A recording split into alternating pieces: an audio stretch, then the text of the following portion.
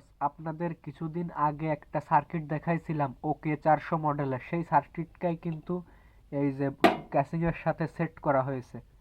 এখানে দেখতে পাচ্ছেন ব্লুটুথ দেওয়া আছে, এখানে একটা সুইচ দেওয়া আছে, বড় সুইচ ছোট সুইচ সবকিছু, লেভেল লাইট, ভলিউম।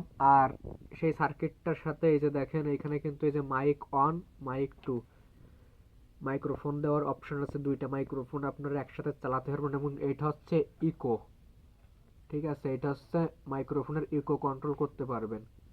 আর এইটা হচ্ছে স্টেরিও চ্যানেলের 3টা ভলিউম। দেখেন অনেক সুন্দর, আমার কিন্তু অনেক পছন্দ হয়েছে ক্যাবিনেটটা। আপনাদের কেমন লাগলো অবশ্যই জানাতে ভুলবেন না।